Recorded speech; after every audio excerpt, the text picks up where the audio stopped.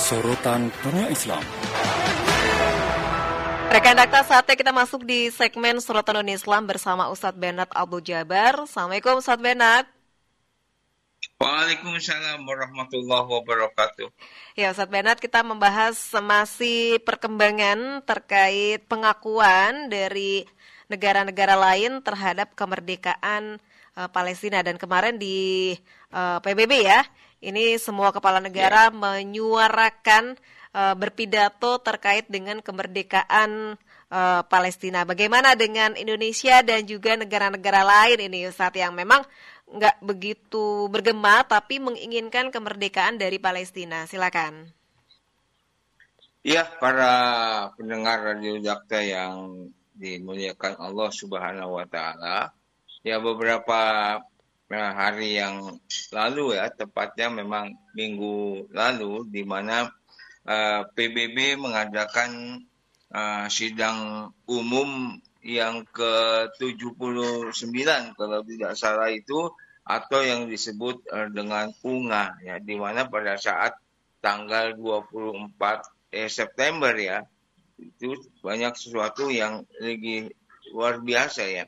Apa yang menjadi salah satu hal yang memang sangat luar biasa, di mana di situ diberikan kesempatan kepada berbagai kepala negara yang mengikuti sidang umum itu menjadi salah satu peserta ataupun menjadi presiden atau kepala negara yang diberikan untuk menyuarakan tentang bagaimana kondisi kemerdekaan Palestina yang sedang terjadi. Termasuk juga yang diberikan kesempatan berpidato itu adalah Presiden Indonesia, yaitu Presiden Prabowo. Walaupun ini mungkin ya kesempatan ya, karena semenjak 10 tahun dipegang oleh masa Jokowi itu tidak pernah sama sekali Presiden Jokowi itu melakukan pidato di sidang-sidang umum yang diselenggarakan oleh PBB. Dan ini menjadi salah satu hal kenapa kok pada saat itu Indonesia tidak memiliki peran yang signifikan, apalagi diberikan kesempatan Presiden Jokowi, mantan Presiden Jokowi saat itu untuk melaksanakan atau melakukan pidato kenegaraan di sidang-sidang umum PBB. Bahkan kehadirannya pun masih bisa dihitung dengan jari. Kenapa? Karena memang banyak diwakilkan ya oleh menteri ataupun diwakilkan oleh wakil presiden pada saat itu. Tapi ala kulihat itu sesuatu hal yang sudah berlalu pada masa itu. Tapi ini kesempatan yang sangat luar biasa, di mana Presiden Indonesia Prabowo diberikan kesempatan untuk melakukan pidato di sidang umum PBB tersebut. Namun yang kita harapkan, ya kita sikapi bahwa ketika apa yang kemudian dipidatokan, isi daripada pidato Prabowo itu sendiri sama sekali memang tidak menyinggung masalah-masalah genosid yang terjadi di Palestina. Padahal dari berbagai negara, presiden ataupun perdana menteri, mereka menyinggung masalah kemerdekaan Palestina. Walaupun memang banyak didukung oleh negara-negara, tapi pidato yang disampaikan oleh Presiden Republik Indonesia ini tidak mengenai pada titik sasaran, yaitu bagaimana mengutuk Israel ataupun bagaimana memberikan satu gambaran tentang genosid yang terjadi di Palestina, khususnya di warga Gaza dan Rafah saat ini. Ya, bahkan ya kalau memang mendukung kemerdekaan Palestina itu didukung. Dan ini menjadi salah satu pertanyaan yang kemudian ditanyakan juga kepada mereka, para wartawan, kemudian para genosid dan para netizen yang banyak menyikapi tentang permasalahan yang terjadi di Palestina itu sendiri. Berbeda ya kondisinya dengan yang kita lihat salah satu di antara mereka yang memang sangat-sangat menyuarakan sekali tentang pidato mengenai Palestina, itu ada disuarakan oleh Presiden Kolombia yang bernama Gustavo Petro, Ya, di sidang itu dia begitu luar biasa ya, bahkan mendapatkan applause dari para netizen yang kemudian mendengarkan ataupun membaca pidato-pidato yang disampaikan oleh Gustavo Petro ini. Karena apa? Karena justru ketika kita lihat bahwa Kolombia ini kan bukan negara yang memang besar, banyak penduduknya Muslim, tetapi kan kita lihat Kolombia ini menjadi negara yang memang didominasi oleh kelompok-kelompok yang beragama ya Katolik ya pada umumnya. Dan tetapi ketika dia berpidato, pidatonya sangat menggelegar. Ya, ini bahkan melebihi daripada menggelegarnya pidato Prabowo pada saat itu. Ya, sehingga apa yang kemudian disampaikan tentang Palestina ini menjadi salah satu hal yang beliau kutip ya tentang pidato yang dia sampaikan ini justru mewakili mayoritas umat manusia. Di mana ketika dia mengatakan ya kami tidak dengarkan oleh minoritas, kami tidak menjadi sesuatu yang kenapa harus berdiam diri terhadap kondisi yang terjadi di Palestina. Bahkan dia menyebutkan dengan kata genosid. Artinya apa? Pembantaian, penghilangan nyawa manusia yang terjadi di Palestina itu sendiri. Ya, bahkan dia mengatakan ya kami memiliki kekuasaan untuk mempertahankan kehidupan di planet ini. Berbicara tanpa diperhatikan, itulah sebabnya kami tidak dengarkan ketika kami memilih untuk menghentikan genosid yang terjadi di Gaza.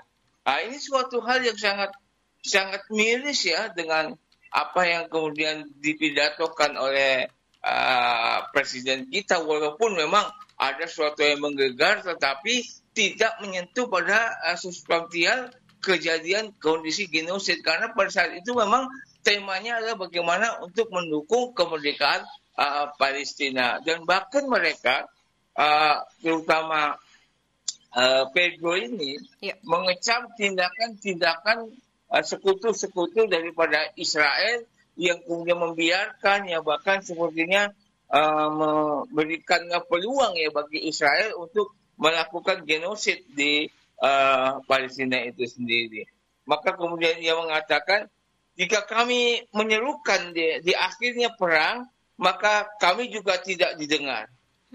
Ya, seruan-seruan tentang di akhirnya perang, tetapi mereka tidak didengar oleh terutama sekutu-sekutu Israel itu. Sehingga apa yang menjadi salah satu hal yang disampaikan menjadikan sesuatu bahwa bahkan dia mengatakan juga bahkan ketika Dewan Keamanan PBB lumpuh karena veto, maka sidang umum PBB ini harus bertindak. Dunia tidak boleh hanya menjadi saksi genosid. Dunia harus menghentikan genosid yang terjadi di Palestina. Ya, begitu luar biasanya ya. Seorang yang mungkin karena kemanusiaan ya, karena kemudian menjadi sesuatu yang sudah menjadi sifat kemanusiaan untuk saling tolong-menolong, bahwa itu tidak dibenarkan dalam konsili ataupun dalam sepakatan PBB, tidak boleh melakukan genosid, pembantaian habis-habiskan kepada sesuatu warga negara yang mereka hidupnya ya sah dan mereka menjadi warga negara dan hak hidup mereka harus dijamin. Tetapi ini justru menjadi salah satu hal ya kenapa kemudian orang yang kita lihat notabene itu adalah beragama Kristen, Katolik, tetapi justru dia begitu menggelegar, menyuarakan. Kenapa? Kesempatan masih menjadi seorang kepala negara atau presiden ataupun perdana menteri, maka dia upayakan untuk pembelaan terhadap dunia, karena apa yang dikatakannya bahwa di dunia ini harus ada damai. Tidak ada kemudian yang dinamakan genosid ataupun apapun yang mengakibatkan banyak manusia yang menderita karena genosid yang dilakukan ini. Dan ia suarakan walaupun dalam beberapa menit dia pidato itu, tapi isi dari pidato ini pun sangat-sangat luar biasa dan ini menjadi applause ya bahkan daripada negara-negara yang lain ikut bersidang.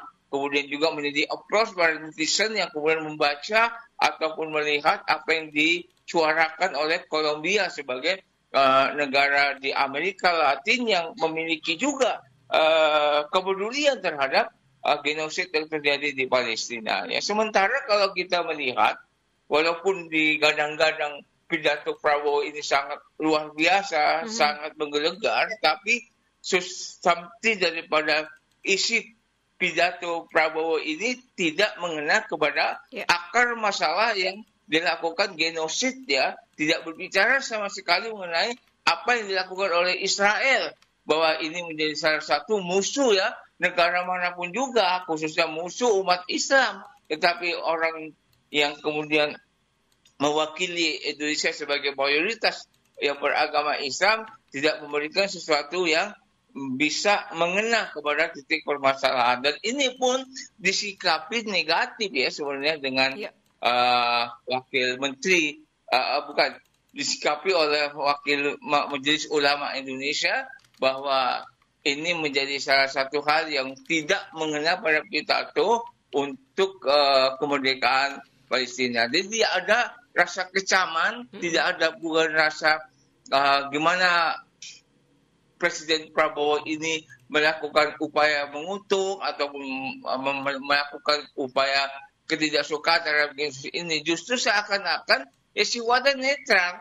Sifatnya ini seakan-akan yang dilihat oleh para netizen ini seakan-akan dia tidak mau peduli atau tidak mau memberikan sesuatu komennya yang begitu keras sebagaimana yang dilakukan oleh Presiden Kolombia. Dan ini menjadi salah satu hal bahwa memang Indonesia di mata dunia, walaupun Indonesia kita lihat banyak masyarakat yang membantu membela Palestina dan sebagainya, dan ini pun sudah dilihat di berbagai media-media sosial yang lainnya, Indonesia begitu aktif berperan untuk kemerdekaan Palestina. Indonesia kemudian aktif juga membantu kemanusiaan, bahkan Indonesia juga membantu bagaimana jihad fisabilillah di sana. Makanya Presiden Kolombia ini menyerukan kepada semua negara-negara yang hadir pada saat itu dengan kata-kata yang sangat luar biasa. Ya, kita membutuhkan sebuah tentara yang kuat dari negara-negara yang tidak menerima adanya genosid. Oleh karena itu saya mengundang undangan beliau kepada kepala-kepala negara yang hadir pada saat itu. Saya mengundang kepada para bangsa-bangsa di dunia ini untuk mengumpulkan senjata dan tentara. Kita harus membebaskan Palestina. Dan itu kata-kata yang terakhir yang disampaikan di penutupan pidato beliau ini, satu kata-kata yang merasuk, ya, artinya di dalam diri sebenarnya khususnya kepada para pemimpin-pemimpin negara-negara Islam termasuk Indonesia yang mayoritas beragama Islam yang hadir diwakili oleh Presiden Prabowo, ya harusnya ini menyentuh. Artinya apa?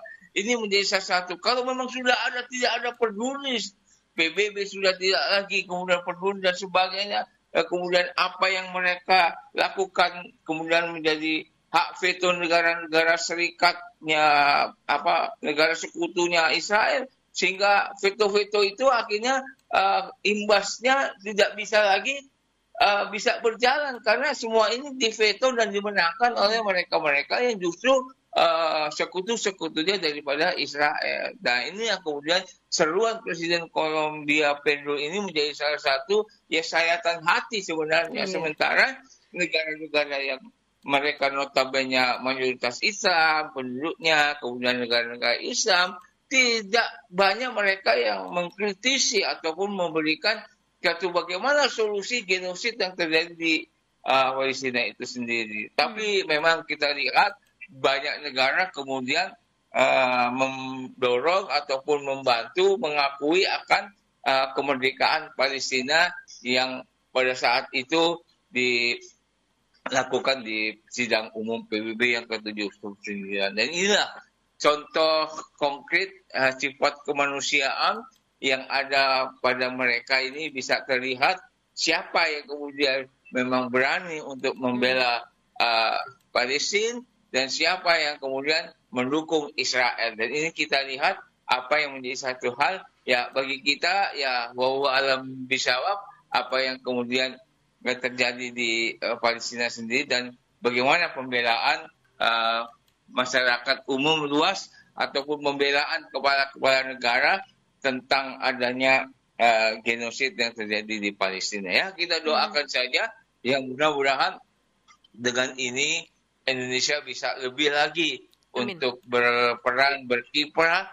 membantu ataupun mendukung kemerdekaan Palestina, dan juga Indonesia bisa untuk terus membantu kemanusiaan yang terjadi di Gaza, karena memang ini sudah sangat mengkhawatirkan sekali. Ya, mudah-mudahan ini menjadi arah ke depannya yang lebih baik buat bangsa Palestina yang khususnya mereka yang mengalami sendiri genosid yang dilakukan oleh Israel, yang memang saat ini lebih lagi sudah melakukan upaya-upaya, bahkan sampai hari ini pun penyerangan masih dilakukan oleh Israel, pembunuhan juga masih terjadi di Palestina. Kita doakan mudah-mudahan Allah menghancurkan Israel, Allah melumatkan Israel, dan Allah memenangkan rakyat Palestina untuk kemudian merdeka, berdaulat penuh untuk mengatur negaranya sendiri, dan mereka bisa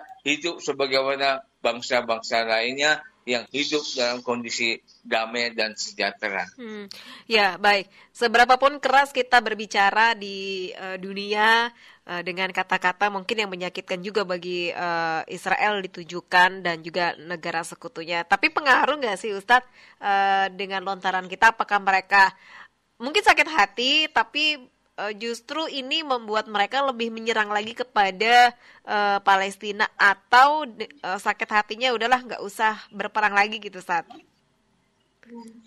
Ya, ini memang kita lihat kembalikan ya kepada fitrahnya manusia, bahwa memang fitrahnya manusia itu kan yang diciptakan oleh Allah Subhanahu wa Ta'ala itu sesuai dengan apa yang ada juga pada fitrahnya manusia. Jadi tidak bertentangan antara fitrah kemanusiaan itu pasti akan dan tidak akan pernah berubah. Memang tidak akan pernah berubah apa yang ada pada fitrah Allah Subhanahu wa Ta'ala itu sendiri kan. La tabdila li khalqillah, tidak ada perubahan pada fitrah ciptaan Allah kepada manusia. Cuman kenapa yang kemudian fitrah manusia itu kan dikesampingkan. Fitrahnya manusia yang pada ciptaan awalnya itu adalah bersifat sosial, bersifat kemanusiaan dan sebagainya, tapi kadang-kadang itu tertutupi oleh nafsu-nafsu angkara murka yang ada pada diri manusia. Ini yang menjadi satu titik tolak. Nah, begitu juga yang dilakukan oleh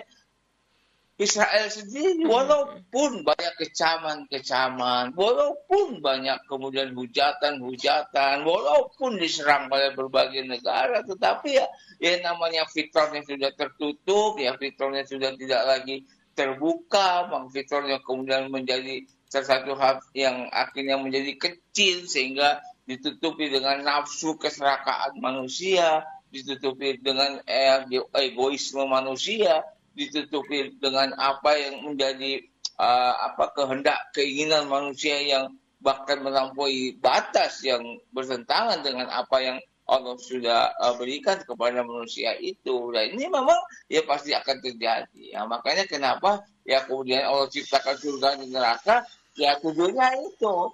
Maka manusia yang baik, yang menjalankan fitrahnya pasti akan masuk surga.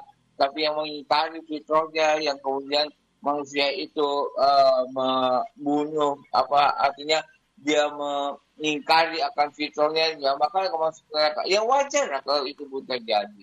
Nah, artinya ya bagaimana kemudian negara-negara di dunia ini harus bersikap dengan tegas, bersikap dengan bagaimana bisa mereka melakukan upaya, karena ini sudah berlangsung lama gitu kan. Ini sudah berlangsung bertahun-tahun ya, sehingga ini akan menyulitkan ataupun merugikan daripada bangsa Palestina itu sendiri ya, khususnya sebagian besar umat Islam yang mendiami di daerah Gaza ataupun di daerah Rafah ataupun di tepi barat Yordan dan sebagainya. Ini menjadi salah satu hal yang harus disikapi dengan baik, bagaimana caranya agar ini bisa menjadi satu hal yang ingat. Nah, bagaimana kemudian melakukan perlawanan yang dilakukan oleh Israel terhadap warga Palestina, rakyat Palestina atau Gaza ataupun di sekitar mereka berdiam di Palestina. Ini harus benar-benar diambil situasi sikap terhadap apa yang dilakukan oleh agresi militer Israel melakukan penjajahan genosid di Gaza.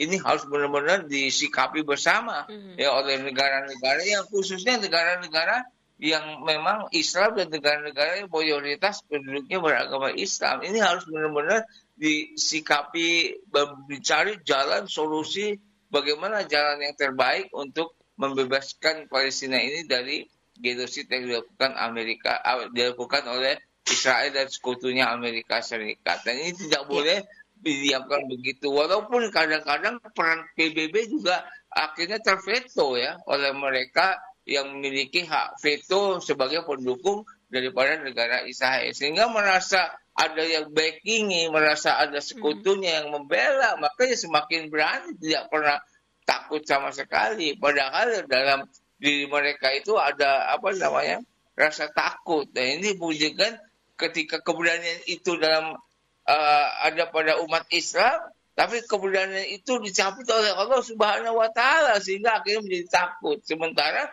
karena keberanian sudah diambil, sudah direnggut oleh Allah Subhanahu wa Ta'ala sehingga keberanian itu tidak bisa dicerminkan dalam bentuk aplikasi amal, sehingga akhirnya karena walaupun kita lihat ada rasa-rasa takut di antara Israel juga, itu Palestina juga, tetapi ini yang menjadi sesuatu karena memang yang bisa memenangkan itu adalah iman iman daripada kaum muslimin yang ada di Palestina. Ini yang bisa untuk memenangkan itu semuanya. Karena rasa takut itu pasti dicabut oleh Allah. Ketika kita lemah, dicabut rasa takutnya. Nggak ada keberanian. Cuman ada beberapa mereka yang tetap mengedepankan rasa keberanian itu. Tapi kebanyakan memang ada rasa takut, sehingga Allah pun mencabut rasa takut dari musuh. Kadang Allah pun mencabut rasa takut dari kaum muslimin. Ya, kemudian itu akhirnya tidak nampak. Makanya insya Allah yang namanya kebenaran pasti akan menang dan kebenaran akan menguasai daripada kebatilan itu sendiri. Ya, Ustadz, ini tentu ada seruan dari Presiden Palestina Mahmud Abbas yang akan bersikap tegas terhadap Hamas. Tentunya Abbas juga menolak peran politik Hamas di masa depan, mengutuk antisemitisme dan memperingatkan bahaya bencana dari aneksasi Zionis ini. Ustadz, bagaimana? Ya, ini menjadi salah satu bahwa dikatakan oleh Presiden Palestina Mahmud Abbas yang kita tahu bahwa memang grup Fatah ataupun yang dianut oleh Presiden Palestina Mahmud Abbas ini kan memang grup yang mencerminkan kepada nasionalisme ya. Beda dengan Hamas gitu kan. Kalau Hamas ini kan memang berperan karena mereka membela akan apa yang sudah terjolimi. Yang berperang karena memang mereka melakukan jihad fisabilillah, bukan karena semata-mata mempertahankan negara Palestina. Karena ini memang ya faksi-faksi nasionalis yang diwakili oleh kelompok Fatah, termasuk juga Presiden Palestinanya Mahmud Abbas.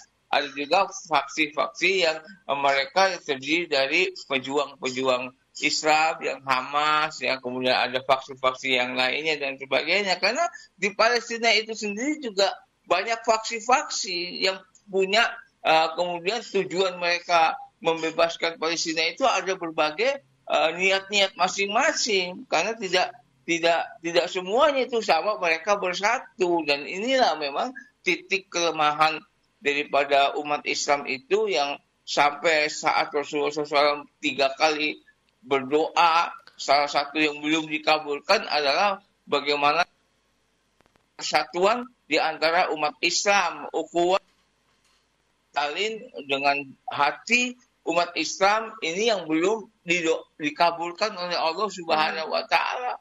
Dan 2 doa sudah dikabulkan oleh Allah kepada umat Islam, tapi doa Nabi yang satu ini belum bisa dikabulkan oleh Allah, dan nanti pada saatnya akan dikabulkan oleh Allah Subhanahu wa taala. Karena itulah terjadi pergesekan, terjadi kemudian perpecahan di kalangan umat Islam, ya padahal mereka tinggal di satu negara, berjuang sama melawan Israel, ya berjuang sama, musuhnya sama gitu kan. Tapi kenapa kemudian mereka kemudian banyak perpecahan terjadi? Ini karena memang ada niat yang masing-masing yang memang setiap orang tidak bisa kita ketahui hati mereka niatnya apa. Tetapi itu pasti ada yang namanya perpecahan di antara umat Islam itu pasti ada. Walaupun kita lihat bahwa yang jelas bahwa jangan sampai berpecahnya ini berlarut-larut. Kemudian mari kita gandeng, kita galang persatuan yang mungkin ya insya Allah di akhir zaman ini persatuan itu mungkin akan terjadi nanti setelah Imam Mahdi akan muncul. Dan ini menjadi salah satu hal yang dinubuatkan oleh Rasulullah SAW. Baru itulah doa umat Islam dikabulkan oleh Allah Subhanahu wa taala yang sampai saat ini belum dikabulkan oleh Allah karena Rasulullah berdoa meminta 3 hal, tetapi yang 2 sudah diberikan oleh Allah, sudah dikabulkan. Yang satu ini supaya Allah tidak memberikan perpecahan kepada umat Islam, ini yang belum dikabulkan. Dan itu insya Allah kita yakin bahwa di akhir zaman ini insya Allah persatuan umat Islam itu akan terjadi, dan terjadi pada saat ketika Imam Mahdi itu sudah turun ke tengah-tengah kita dan menjadi khalifatul fil ard, pemimpin umat Islam di dunia ini. Dan itu ya yang wajib insya Allah kita song-song persiapkan dari sekarang. Kalau mengharapkan sekarang, saya yakin sih ya prediksi saya belum bisa terjadi untuk persatuan umat dimanapun juga, termasuk di Indonesia juga. Insya Allah, begitu Mbak Evi. Baik, mudah-mudahan insya Allah kita semua bersatu. Wa'tasimu bihablillahi jami'a wa la tafarraqu. Bersatu masuk ke surga, berpecah masuk neraka. Ya, mudah-mudahan kita milih yang bersatu untuk masuk ke dalam surga kita. Mudah-mudahan Allah berkenan mengabulkan doa-doa kita yang kita ucapkan. Baik. Terima kasih Ustadz Benat. Sehat selalu. Assalamualaikum warahmatullahi wabarakatuh. Waalaikumsalam warahmatullahi wabarakatuh. Sorotan Dunia Islam. Rekan Dokter, demikian Sorotan Dunia Islam bersama Ustadz Benat Abu Jabar.